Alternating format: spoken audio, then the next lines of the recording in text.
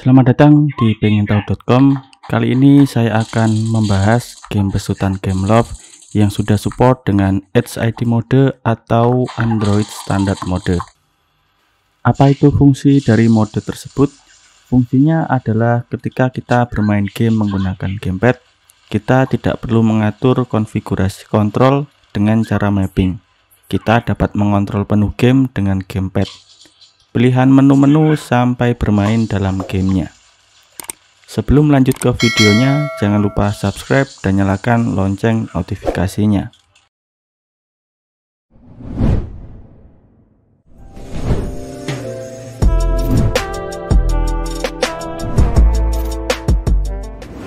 Gameloft adalah developer game yang sudah lebih dari 20 tahun berkontribusi dalam dunia game mobile khususnya.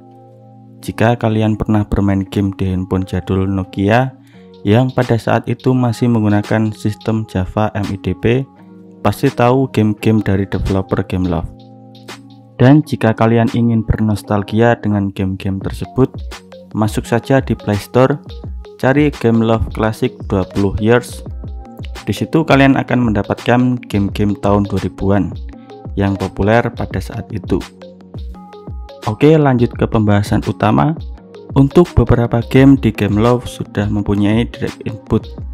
Jadi dengan mode HID pada gamepad, kita tidak perlu ribet mengatur kontrol dalam game atau biasa disebut mapping di dalam game dengan aplikasi pihak ketiga. Jika game sudah mempunyai direct input dengan mode HID, kita dapat memainkan game full control dengan gamepad, mulai dari memilih menu sampai logout dari game. Biasanya untuk game dari Gameloft yang sudah support full control HID mode gamepad adalah ketika kita membuka game akan ada layout gamepad pada loading dimulainya game. Game pertama yang mendukung HID mode adalah Asphalt. Game tipe racing ini memang banyak sekali seriesnya, mulai dari Asphalt Nitro sampai Asphalt Legend. Namun hanya ada 3 game Asphalt saat ini yang support dengan HID gamepad mode. Yang pertama adalah Asphalt 8 Airborne. Game ini sebenarnya adalah game lanjutan seri sebelumnya, yaitu Asphalt Urban GT, Asphalt 3 Street Rules, sampai Asphalt 6 Adrenaline. Jadi series ini adalah series terakhir dari game Asphalt saat ini, yaitu Asphalt 8 Airborne. Dan entah kenapa Gameloft membuat game terbaru lagi, yaitu Asphalt 9 Legend, yang dapat di-download dan dimainkan sendiri. Beda dengan Asphalt 6 Adrenaline yang sudah diganti dengan Asphalt 8 Airborne atau sebelumnya, yaitu Asphalt 7 Heat. Asphalt 8 Airborne memberikan pengalaman bermain game racing dengan 2 kendaraan, yaitu mobil dan motor. Setiap kendaraan memiliki kelas masing-masing yang bisa digunakan untuk bertanding dari kelas D sampai S. Untuk mendapatkan kendaraan tersebut bisa dengan token atau kredit poin yang didapatkan setelah memenangkan balapan. Mobil dan motor setiap kelas juga dapat di-upgrade, dan untuk customisasinya hanya dapat mengcustom warna atau strip, tidak sampai memodifikasi secara penuh. Grafis untuk game ini sudah lumayan bagus, namun menurut saya saturasi warnanya cenderung ke gelap pekat warna kuning. Settingan waktunya disesuaikan seperti saat matahari sunset. Kondisi tersebut membuat grafis permainan kurang bagus dan tidak memanjakan mata. Sayang sekali, padahal untuk grafis 3D sebenarnya sudah cukup bagus. Ketika balapan, kontrol dapat menggunakan auto dan manual.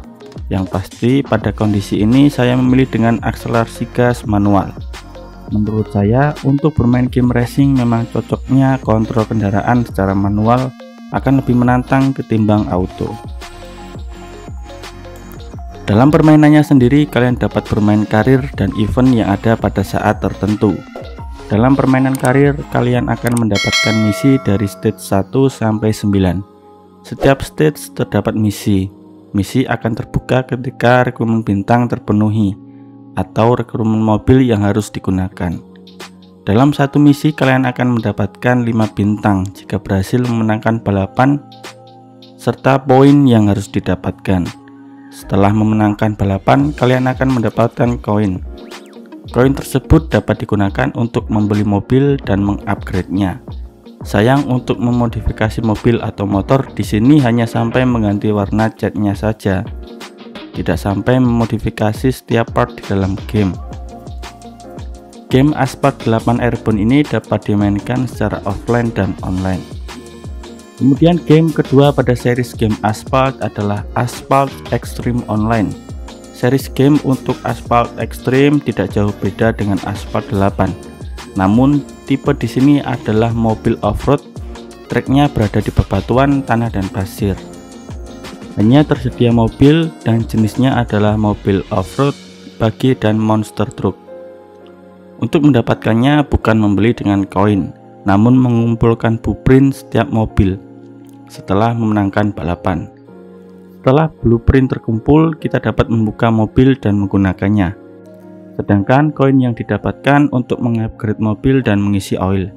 Jadi permainan Asphalt Extreme ini setiap kali bertanding terdapat oli sebagai koin untuk mengikuti balapan. Dengan kata lain adalah bahan bakar untuk mobil jika habis, kita harus mengisinya.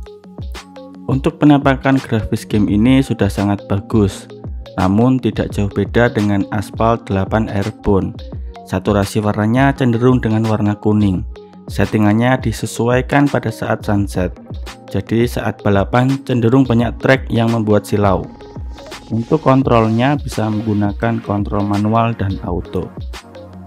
Dan yang terakhir dari series Asphalt adalah Asphalt 8 Legend, series paling terbaru dari game Asphalt.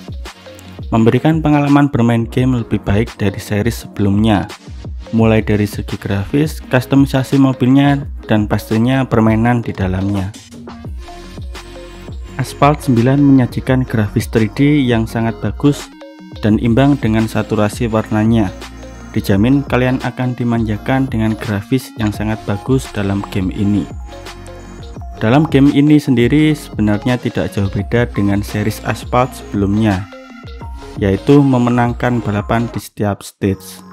Namun kali ini dikemas dengan permainan yang berbeda, mulai dengan trek yang kota sampai di pegunungan es, kustomisasi beberapa part yang keren, sampai dengan adanya mobil polis yang ikut mengganggu dalam balapan. Untuk mendapatkan mobil, kalian harus mengumpulkan blueprint, tidak perlu membeli dengan koin. Sedangkan koin yang digunakan untuk upgrade spesifikasi dan kustomisasi. Setiap kali bermain, oli sebagai tiket untuk bertanding akan berkurang. Konsepnya sama seperti Asphalt Extreme Online. Saya bisa simpulkan game ini sangat komplit. Sayangnya kontrol akselerasinya tidak dapat disetting secara manual, diganti dengan kontrol auto yang lebih praktis. Kondisi ini sangat disayangkan oleh pemain seperti saya yang selalu menggunakan kontrol manual. Game yang kedua adalah Gangster Las Vegas. Game ini persis layaknya GTA besutan dari Rockstar Game. Namun, jika dahulu kalian pernah memainkan di HP dengan operating system Java MIDP, game ini ditampilkan secara dua dimensi dengan perspektif tampak atas seperti MOBA. Dalam series Gangster Gameloft juga membuat beberapa series, yaitu Gangster New Orleans dan Gangster Yo City. Namun yang support dengan mode HID hanya Gangster Las Vegas. Untuk gameplay Gangster Las Vegas sendiri memberikan gameplay yang menarik, mempunyai story, dan kita akan menjalankan beberapa misi dan berperan sebagai Jason, yang mana adalah seorang mafia. Dalam game ini kalian bisa meningkatkan skill dengan poin yang didapatkan setelah berhasil menjalankan misi. Jika hanya bermain secara free dan tidak menjalankan misi, saya kira kalian pasti bosan. Karena map dalam game ini tergolong dalam open world yang mini, jadi lebih serunya dan tidak bosan kalian harus menjalankan misi sebagai Jason. Untuk grafisnya sendiri, Gangster Las Vegas ini juga sudah cukup baik. Tidak jauh beda dengan GTA San Andreas yang ada di versi mobile Android. Game yang ketiga adalah Brother in Arms. Game ini juga di remake yang sebelumnya terdapat di operating Symbian.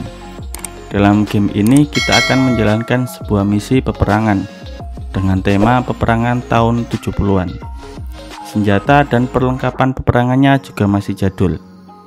Game ini disajikan dengan third person perspective, jadi kita akan berperang dengan pandangan dari belakang. Karena game ini termasuk dalam game FPS dan kontrol arah untuk menembak adalah analog kanan, akan sedikit susah jika menggunakan gamepad. Sedangkan grafis dari game ini sudah cukup baik. Yang kurang dari game ini adalah permainannya yang dikontrol dalam setiap misi perangnya. Kita tidak bisa bergerak bebas dalam peperangannya, hanya berlindung di belakang tembok dan menembak. Hal itu akan membuat bosan ketika bermain. Namun overall game ini masih bisa dimainkan untuk menghilangkan kejenuhan. Game keempat adalah Modern Combat. Game ini memiliki dua series, yaitu Modern Combat Versus dan Modern Combat 5. Keduanya sama-sama bertemakan game FPS, hanya berbeda permainannya saja. Jika Modern Combat Versus adalah permainan 5 lawan 5 seperti game Battle Royale, sedangkan untuk Modern Combat 5 adalah game FPS petualangan. Keduanya memiliki grafis yang tidak jauh berbeda, disajikan dengan bagus.